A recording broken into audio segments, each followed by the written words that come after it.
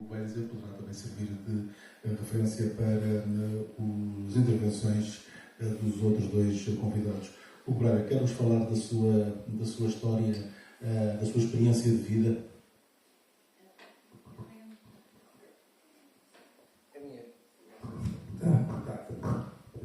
A minha experiência de vida começou muito cedo,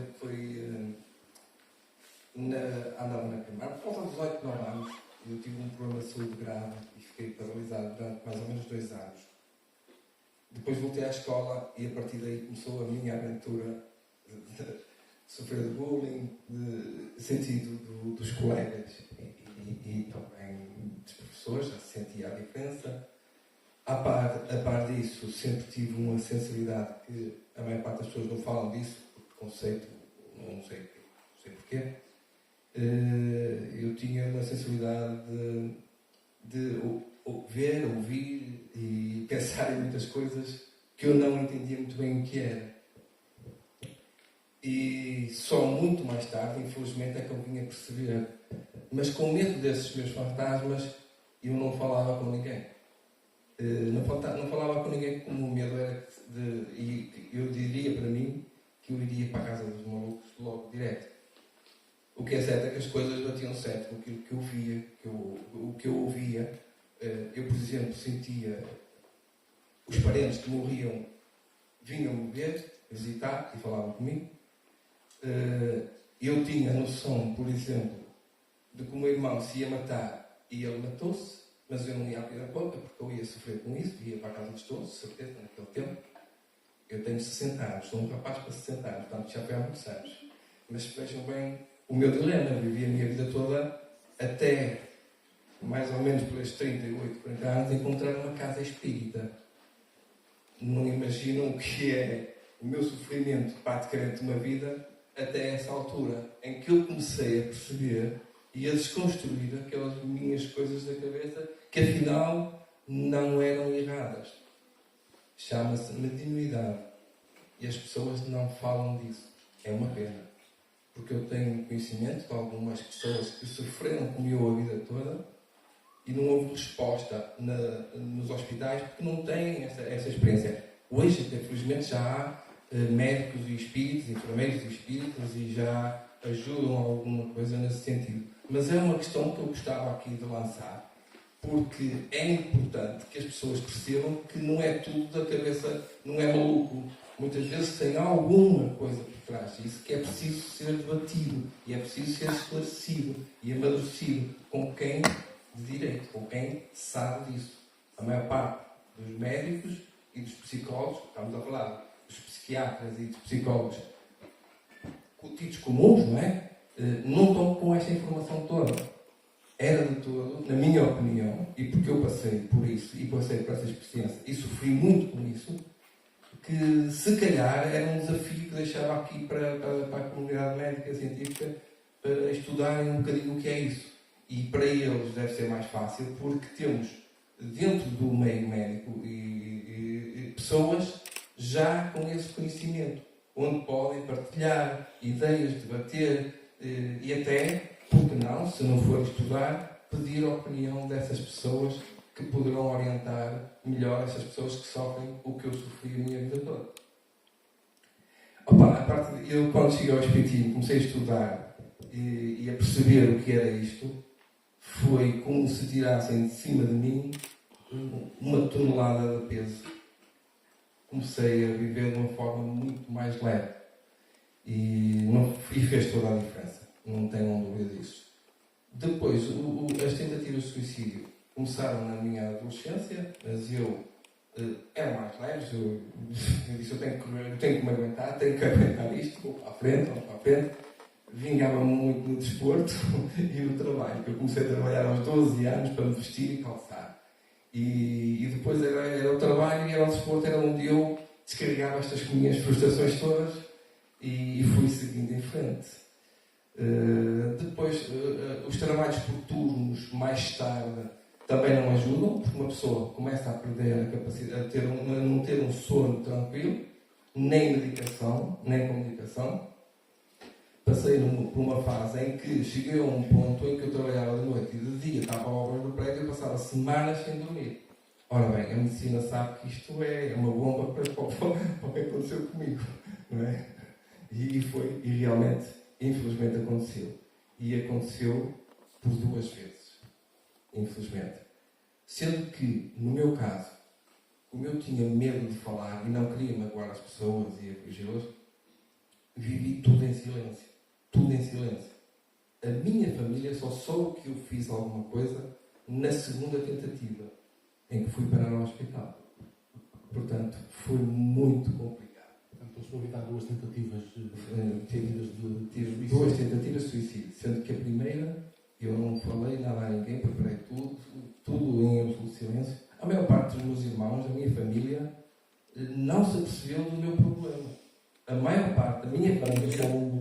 Esse pensamento foi surgindo, E aquilo foi crescendo, e as coisas iam acontecendo, eu ia ver aquilo que não resultou, as coisas acontecem, isto aqui, alguma coisa se passa comigo. Só que eu não sabia o que era, não é? Só mesmo à volta dos 30, 40 anos, quando comecei a frequentar uma casa espírita e a estudar a sério o espiritismo e procurar interiorizar e pôr em prática na minha vida, no meu dia-a-dia, é que eu fui ganhando o meu equilíbrio. Mas nunca recorreu à ajuda médica? Aí depois, nessa altura, depois da segunda tentativa, recorri. Não tive sorte com um psiquiatra, isto, cada caso é um caso, não é? Mas encontrei felizmente uma psicóloga, com quem eu estou muito grato e dou-me muito bem com ela, mas na segunda consulta ela veio o livro dos Espíritos, olha, se quer perceber aquilo que eu estou a falar, pegue no livro e veja isto, o que é isto. E tive muita sorte com a psicóloga, ajudou-me imenso. E ao longo dos tratamentos, eu ainda andei lá 2 anos, eu fui alongando as consultas e disse, olha, agora vou alongar mais um tempo. Até que cheguei a um ponto assim, agora já não venho mais porque eu já me encontro bem, já estou com as minhas ideias organizadas, já está tudo bem. E ela fez aquelas perguntas normais e ela disse, posso estar à espera bem, está tudo bem. Portanto, hoje o Hugo Braga está de alguma forma resolvido. Sim, eu não tenho já mais ideias suicidas, mas quis partilhar isto e quis dar a cara e eu vou explicar porquê. Porque para mim, eu dar a cara e falar do assunto é eu resolver isso em mim. Fazer desaparecer o estigma, o medo, o receio de falar, de me expor. E porque eu sei que isso fez sofrer muita gente, principalmente a minha família, por exemplo. Aquilo que eu fiz para a minha mulher, para os meus filhos, isto é uma ferida que nunca vai desaparecer, eu tenho a certeza disso. E estou a dar a cara porque eu quero que as pessoas percebam que é um sofrimento terrível para nós próprios, mas também para muita gente à nossa volta. Nós temos que ter a noção de que vamos magoar e muito a mulher, os filhos, desculpa lá, vamos não sei se é a Rosalia. Vamos magoar muito a mulher e os filhos e as pessoas à nossa volta, os pais, os irmãos, essa coisa toda, não é? Mas principalmente o núcleo fica com uma ferida que não se apaga. E eu sinto isso ainda hoje. Nesses momentos em que pensou no suicídio e tentou cometer o suicídio, uma dor interna, um sofrimento, o que é que pensava nessa... Aquilo é um sufoco tão grande. Quando chegamos a essa altura, esse momento que eu vou assim, um bocado desenhar a coisa que mais ou menos. Imaginemos que temos uma bola de cristal lá na volta da nossa cabeça e só vemos aquele mundo ali dentro, daquele bocadinho. Não vemos nada, nem queremos ver mais nada. Se naquele momento nós não nos amamos a nós próprios e não amamos ninguém, estamos cansados de tudo, de todos, não há nada que nos faça mexer para a frente nessa altura. Aquilo que eu entendo, e antes de passar a palavra quer a Rosa Simões, quer ao Filipe Maia, foram razões espirituais, essencialmente, foram razões físicas, motivos familiares, o que é que... Foi tudo. Isso é óbvio que é uma confusão. Eu vou ter uma ideia, mas tinha uma família de 15 irmãos, 15 cromos, não é? Cada um com a sua personalidade mais forte. E eu sentia-me senti-me sempre também, e devido a estas minhas sensibilidades, um bocadinho, parece que excluído, não me sentia bem integrado. E ainda tentei fugir da casa, e depois, fugir de casa no bom sentido. Procurei estudar para o seminário, mas também não funcionou bem. Não funcionava bem porque eu não me dava bem com estas coisas todas que via, que sentia, essa coisa toda, não é? E mais os conflitos internos, pessoais e gerais, não é? Da família, não é? Tudo isso foi... O facto de ter uma família numerosa, à partida, pergunto eu, poderia ajudar, não é? Poderia ajudar, mas não eram eles que estavam mal, eu costumo dizer. Eu é que não me integrava, não me sentia bem. Eu acho que é a bateria. Está bem. Muito bem, eu ia passar à enfermeira Rosa Simões. Temos aqui um caso interessantíssimo de discutirmos, de analisar, porque há aqui uma mistura daquilo que é científico com aquilo que muitas vezes é considerado paranormal, não é? Sim. Bom, eu primeiro tenho que dizer boa tarde, não é? Ainda não fiz isto e agradecer muito à Girard por este convite e por estar aqui hoje.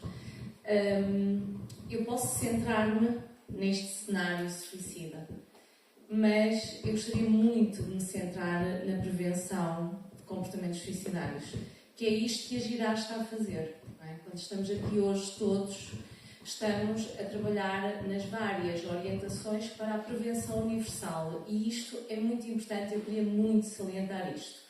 Eu vou pronunciar um bocadinho sobre algumas questões que falámos aqui, mas dizer-vos que esta educação e literacia em saúde mental, que é o que estamos a fazer, esta formação de profissionais, de protestos sociais, como foi falado, a restrição de acessos a meios letais, a promoção de acesso a serviços de saúde e a promoção de comunidades resilientes e de bem-estar são as 5 orientações que são fundamentais para a prevenção universal. E o que é que isto quer dizer? Quer dizer que são todas as estratégias aplicadas a toda a população e a toda a gente. E isto a Girard está aqui, como viram, nestas 5, a intervir em várias, e isto é fundamental. Por isso, há bocadinho, quando eu ouvi dizer, se calhar estamos a fazer o trabalho do SNS, eu não concordo. Eu acho que estão a fazer o vosso trabalho muito bem, muitos parabéns por isto, por este trabalho.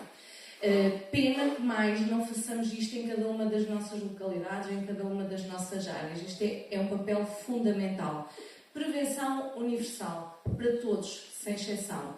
Isto porquê? Porque o suicídio é um fenómeno, como estamos a ver, complexo e multideterminado. Quando tentamos encontrar uma causa, isto está sempre errado. Nunca há uma única causa. Há sempre várias. Há sempre muitas causas, muitos fatores que naquela pessoa contribuem para a sua decisão de cometer suicídio. Há sempre muitas. Por isso, é um fenómeno multideterminado e todos podem intervir. Todos os tipos de profissionais de saúde, todas as pessoas da comunidade, todas as pessoas da educação, todas as pessoas das câmaras municipais, todos são fundamentais e têm um papel determinante para que esta prevenção seja efetiva. Depois podemos passar para a prevenção secundária e para a prevenção terciária. A secundária, dirigida a pessoas que já adotaram comportamentos suicidários. E aqui esta intervenção, neste caso, tem que ser nesta lógica de respeitar as convicções, estas crenças, estas ideias, respeitar esta pessoa e intervir. Existem países, por exemplo, como a Austrália, que têm programas de prevenção só dirigidas a homens. Porquê? Porque, como em Portugal, que já vimos isso hoje, o género masculino é um fator de risco. Ser homem é um fator de risco. Tem uma taxa de suicídio em Portugal, não digo os números exatos, mas uma taxa de 15 para 100 mil habitantes e nas mulheres 4,5 a 5. Portanto, vimos 3 vezes mais os homens cometem 3 vezes mais suicídio que as mulheres. Dizer-vos ainda que em Portugal não atingimos as 1000 pessoas a morrer por suicídio por ano, mas estamos lá quase. Em 2022 foram 938. Portanto, cerca de 3 pessoas, em média, 3 pessoas por dia em Portugal optam pelo suicídio, a maior parte das vezes como estratégia de resolução de problemas. E em prevenção de suicídio, o que é que devemos dizer? Vamos focar sempre na prevenção.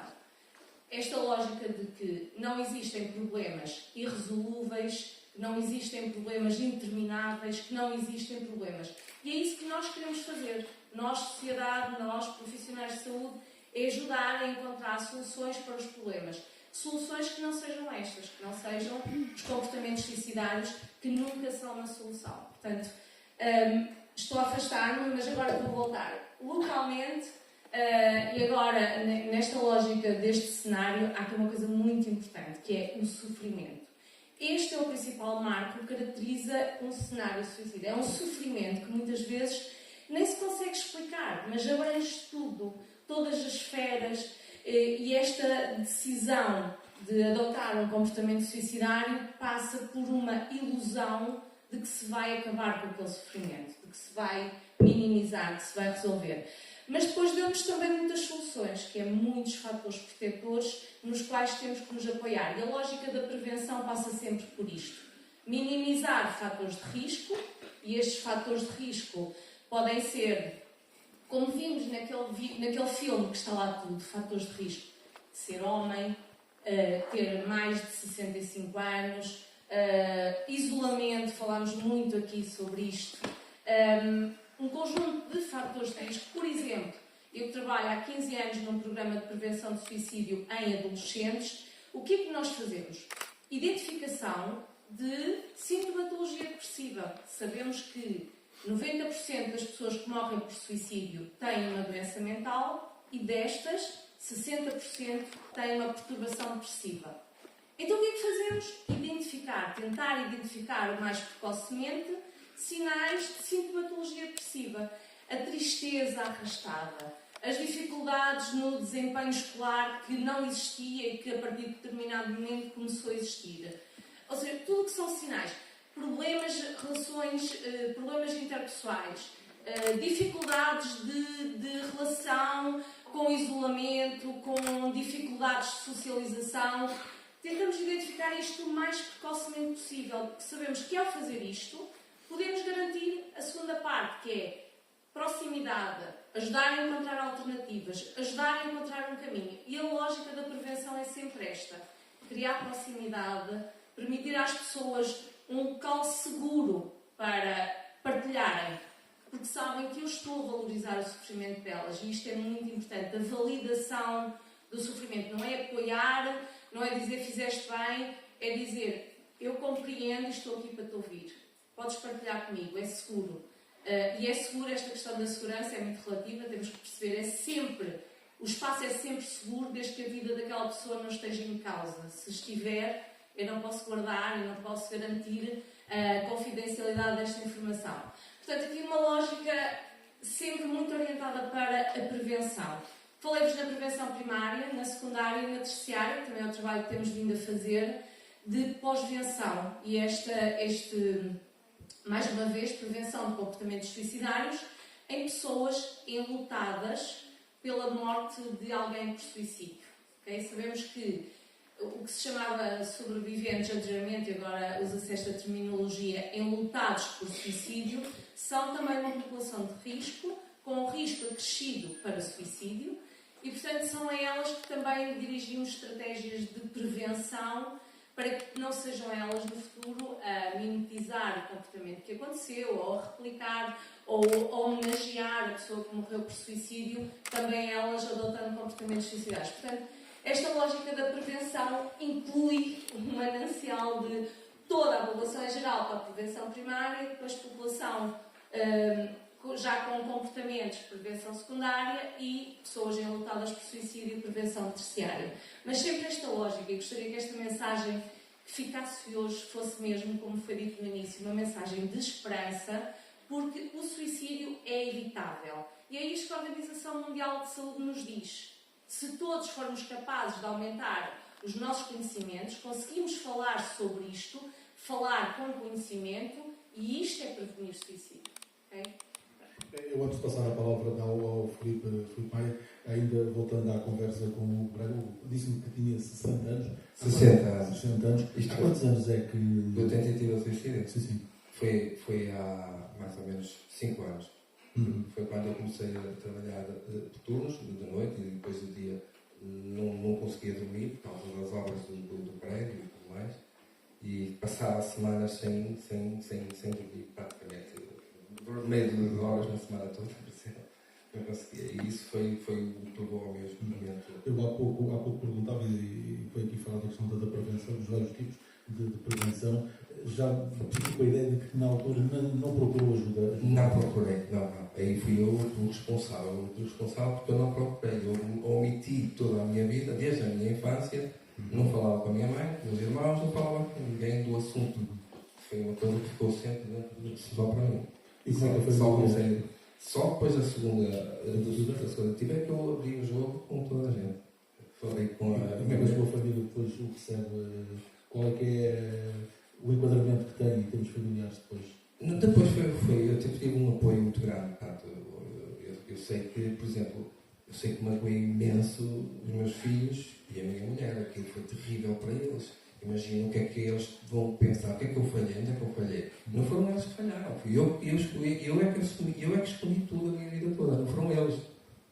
E eu reconheço isso. Claro que eu agora pedi desculpa, mas agora como é que eu vou tirar aquela ferida daquela gente? É impossível, não se vai tirar nunca. Eu vou viver com isso. E porquê que eu estou a dar a cara? Porque eu quero que as pessoas reflitam profundamente sobre um ato suicida, porque isso eles não podem pensar só neles.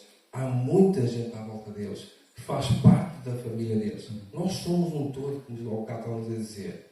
O Luís estava a falar muito da alma, e é verdade, nós temos que acreditar.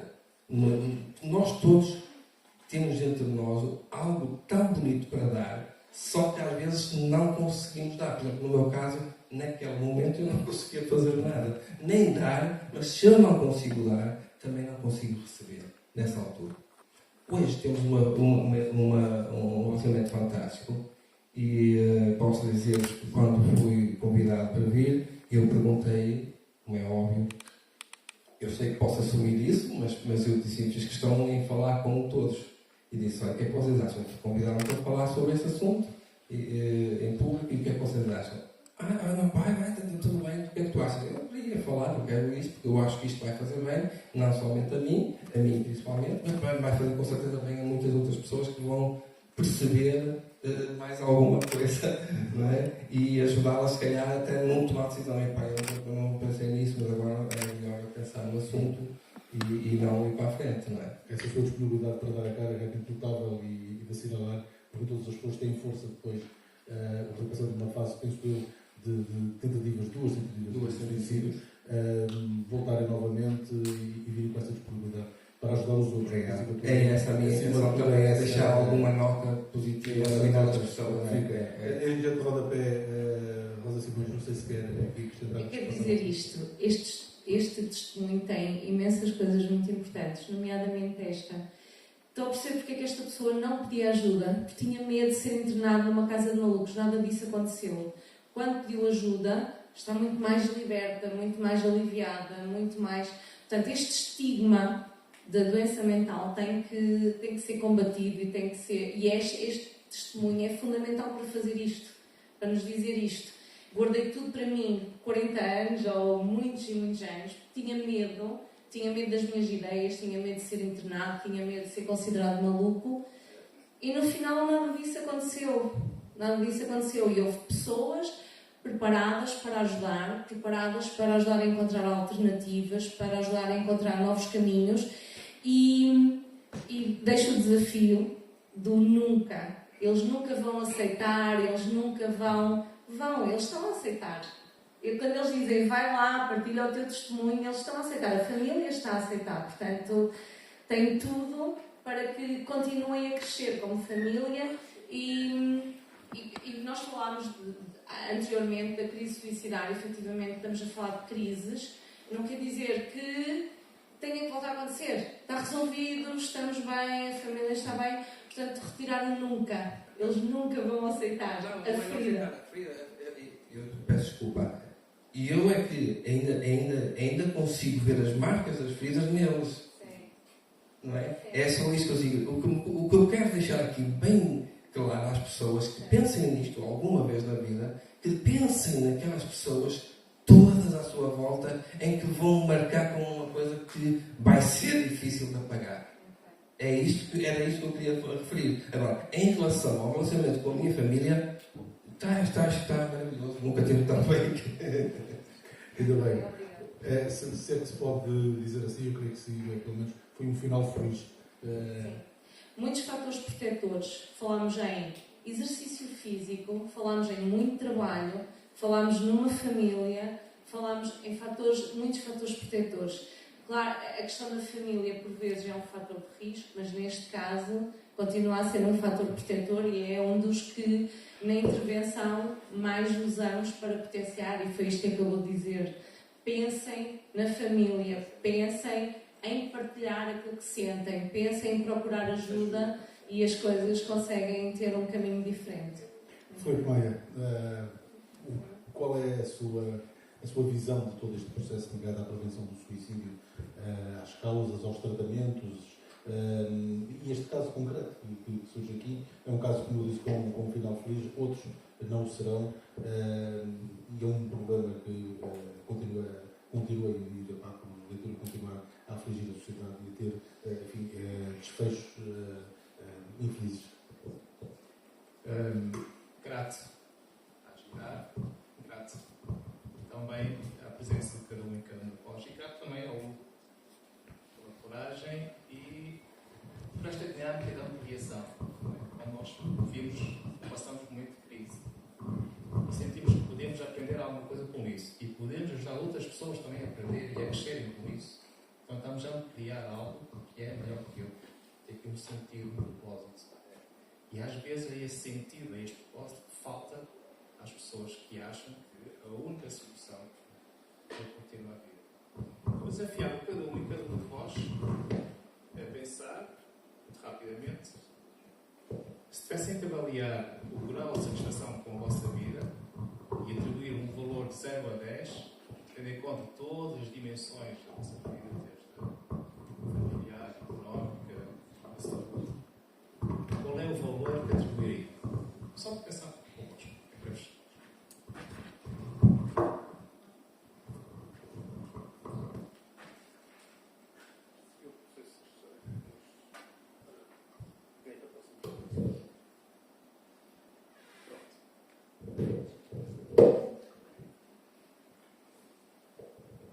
Sem querer intrometer na vossa vida pessoal, sem querer perguntar qual o valor que pensaram, provavelmente o Hugo e muitas pessoas chegaram a pensar que a minha vida não vale a pena. O valor que eu atribuo à satisfação com a minha vida é muito baixo. E há pouco nós falávamos da ambivalência. As pessoas querem morrer, por um lado, mas há uma parte que quer viver. Simplesmente não conseguem ver uma solução para aquilo que está a acontecer. Também pegava no tema deste bloco, a vida primeiro. Vamos apostar na vida. O que é que eu posso fazer hoje, neste momento, eu enquanto indivíduo, eu enquanto membro participativo da sociedade, o que é que eu posso fazer para que esse valor que eu atribuo à minha vida seja mais elevado? O que é que eu posso fazer agora, neste momento? Sabendo que o 10 não é algo para atingir, é um farol que nos guia. Mas, independentemente do valor que eu atribuo, o último estudo que houve aqui em Portugal, o valor situava-se entre os 6 e 6,5. Se eu estiver colocado na média, o que é que eu posso fazer para chegar ao 6,6, 6,7, 6,8? Depois eu vou saber que há ali um intervalo em que eu me situo. Se eu subir um pouco mais, saberei que este momento vai passar.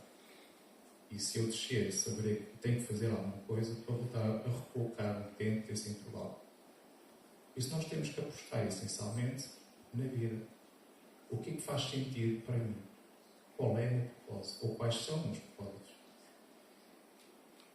E há aqui um tema muito interessante, são as zonas azuis. Se vocês já pesquisaram, quiserem pesquisar, há alguns pontos no nosso planeta chamadas zonas azuis em que as pessoas vivem mais tempo. E há aqui um fator muito importante que são as relações interpessoais. E vimos hoje que a solidão, a ausência dessas relações, é um fator de risco. Por isso, todos nós temos aqui uma responsabilidade. Todos nós.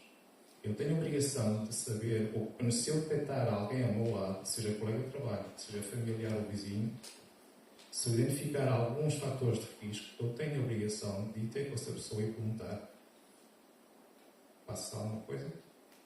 Posso ajudar?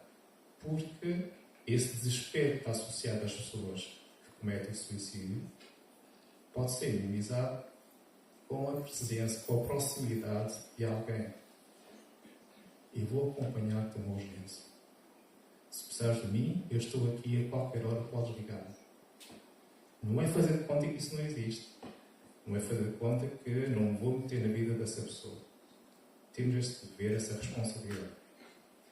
Por isso, muito mais importante do que falar no suicídio é falar o que eu posso fazer enquanto indivíduo para que isso não aconteça nem comigo, nem com outras pessoas que possam estar ao meu lado. Eu costumo colocar esta questão a todas as pessoas que eu atendo nas consultas de psicologia, logo na primeira sessão. A grau de satisfação com a minha vida. E nós temos que assumir essa responsabilidade. O que é que eu posso fazer? Depois, há outro exercício que eu costumo fazer com as pessoas. Há uma história muito engraçada que se passa numa floresta. Então, os animais reuniram-se e formaram um conselho e quiseram criar uma academia para melhorar a espécie animal. Então organizaram um curso de voos, curso de natação. E uma ave passou com distinção na aula de voo, mas reprovou na aula de escavação. Ficou toda magoou as asas e o bico. Um peixe nunca poderia participar numa aula de natação. Por aí fora. O que eu quero dizer com isso? Nós temos que nos aceitar como somos e evitar essas comparações. A minha vida comparada com aquele ou com aquela vale pouco, vale zero. E eu, enquanto pessoa, enquanto cidadão, seja o que for, não possuo qualidades suficientes. Porque é que eu não sou feliz? Se eu tenho isto, isto, aquilo. E cuidado quando nós falamos em felicidade, para evitar demasiada ansiedade que isso gera, que esse conceito gera. Eu quero ser feliz. Há pessoas que não conseguem ser felizes. Há crianças que não conseguem ser felizes. Então, em vez de dizer eu quero que sejas feliz, dizer o que é que tu podes fazer hoje para ser um pouco mais feliz. Sabendo que se eu todos os dias fizer alguma coisa, a consequência lógica é que vou sentir-me um pouco mais feliz. E se nós aceitarmos como somos, não quer dizer que eu vou, com esta atitude, baixar os braços ou resignar. Não. Aceitar é fundamental. Aceitar o sofrimento, aceitar a dor, aceitar as minhas qualidades e as minhas vulnerabilidades. Porque quando eu faço este exercício de aceitação, eu fico em paz comigo mesmo. Ou mais em paz comigo mesmo. Porque não alimento o conflito interno. Agora, há coisas que eu posso fazer para melhorar? Então, o que eu posso fazer? Mas se eu sou uma ave, não vou querer tornar-me um peixe. Ou se eu sou um peixe, não vou querer tornar-me um coelho. Porque vou dar mal. Então, o que eu posso fazer para ser um belo peixe? Para nadar cada vez melhor.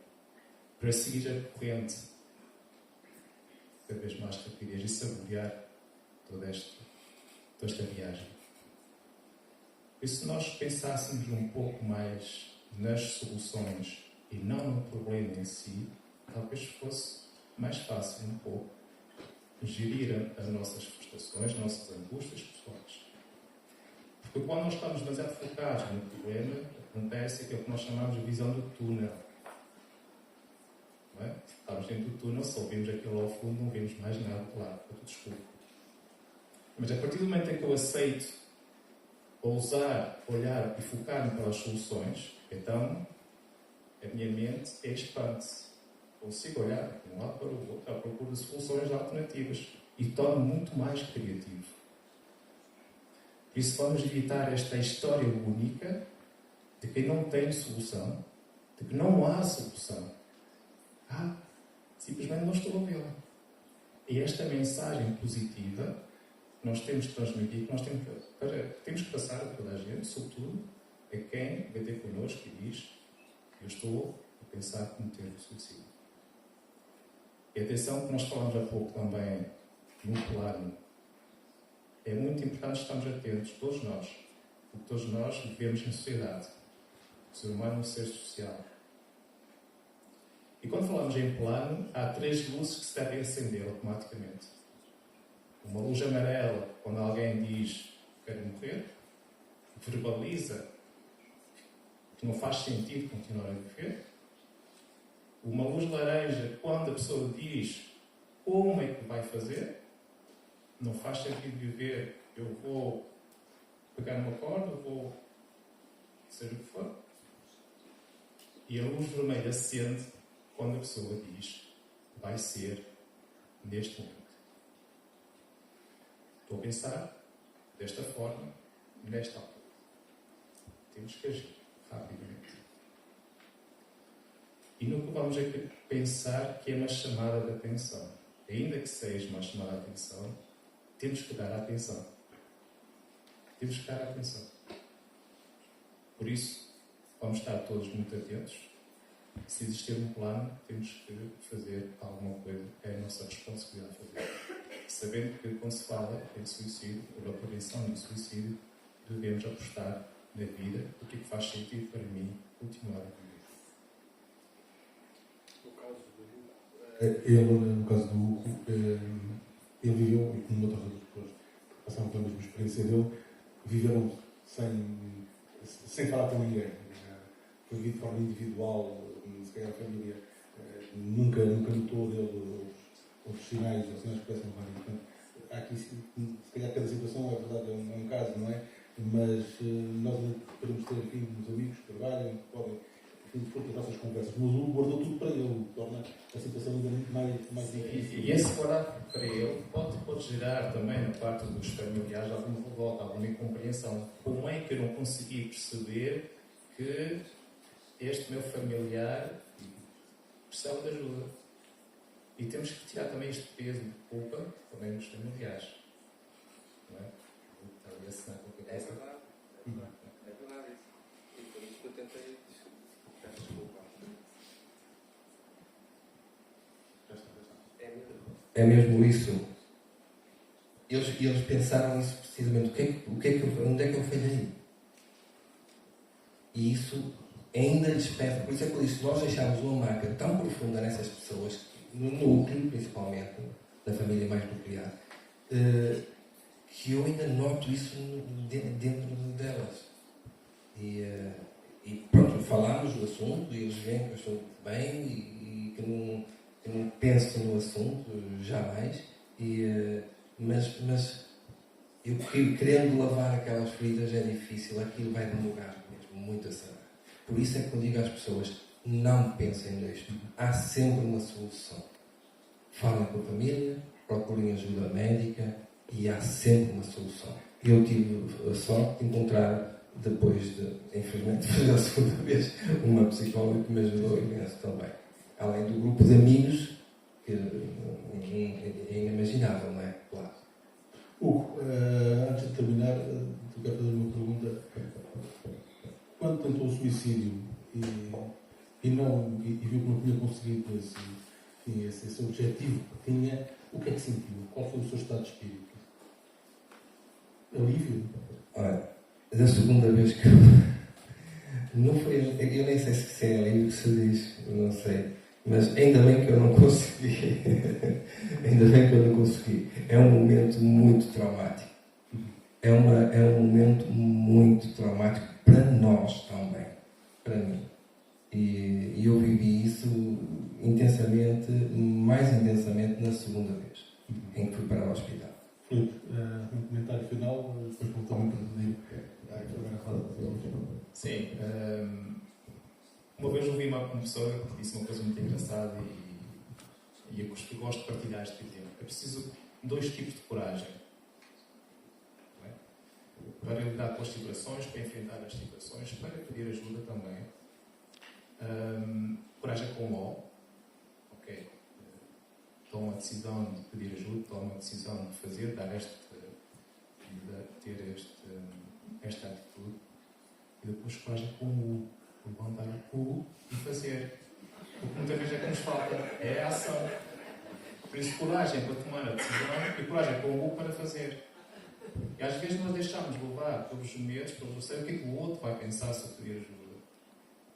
Mas a verdade é que pedir ajuda é bom para as duas partes. É bom para quem me pede, porque sente-se útil, e é bom para quem pediu, porque sente que foi ajudado. Por isso, precisamos de ajuda, vamos pedir ajuda. Não há aqui pato fracas, não há aqui não querer demonstrar que não sou capaz ou as minhas vulnerabilidades. Não, vamos ter coragem com o com o. Por isso, acho que estas duas coisas. Luís? Sim. Bom, então eu deixaria esta mensagem para todas as pessoas que estão aqui individualmente. Acredito muito no efeito borboleta da teoria do caos e acredito muito que um bater de asas de uma borboleta no Brasil pode fazer um tornado no México. Portanto, acredito muito que se cada um de nós estiver um bocadinho mais atento ao outro, a quem está ao nosso lado, podemos fazer este papel de ajuda e de encontrar alternativas quando as pessoas estão menos bem. Também reforçando esta questão que disse o Filipe, efetivamente a vida não é só felicidade, tem momentos de dor e é importante aprender a vivê-los com a mesma resiliência, porque faz parte. A dor faz parte, o estado triste faz parte, mas efetivamente há estados que se perpetuam, precisam da atenção do outro. E tornaremos com toda a certeza este mundo melhor se conseguirmos estar mais atentos sem julgar o outro, mais atentos sem julgamento. Portanto, era a minha mensagem que eu deixava. Muito bem, quero... Em nome da Associação Girar, encerrar este painel dos José que o Ulisses irá dizer mais alguma coisa, creio que sim, e agradecer ao Ulisses uma vez mais ter, enfim, depositado a confiança para fazer aqui esta moderação deste debate. Agradecer à Câmara Rosa Simões, ao Hugo e também ao Filipe a disponibilidade também para estarem aqui hoje. E acho que todos nós temos mais enriquecidos e com uma mensagem de esperança que é deixada, portanto, não desistirmos nós próprios, nem desistirmos dos outros, que acho que é muito importante.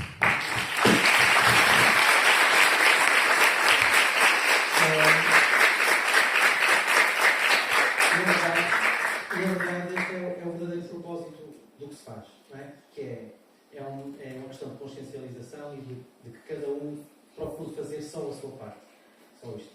E é por isso que nós trabalhamos. Agradecemos então a todos os presentes, foi espetacular. Se estiverem tão felizes quanto eu, só está a sair daqui a alegria, e acho que isto é capaz de provocar para mim um tufão algures, não é? Um último convite. Nós estávamos na dúvida se organizaríamos, se não organizaríamos, se faríamos, se não faríamos, mas nós vamos fazer aqui um convite para que no outro domingo, portanto da manhã a 8 dias, sem grandes pretensões nem nada disso, mas quem tiver estes shirts pode trazê-las, um pequeno encontro ali no Arco da Porta Nova, para fazermos ali um pequeno passeio pelo centro da cidade, caminharmos para a Rua de Souto, na zona pedonal, irmos lá abaixo à Senhora Branca e irmos ali para a Avenida Central, só para que se veja. Está bom? Quem quiser. 10 horas. Obrigado, Rui. É como tudo médico. Obrigado.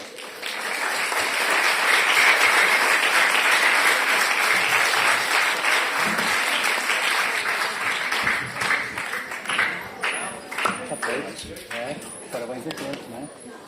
Foi fixe, não foi?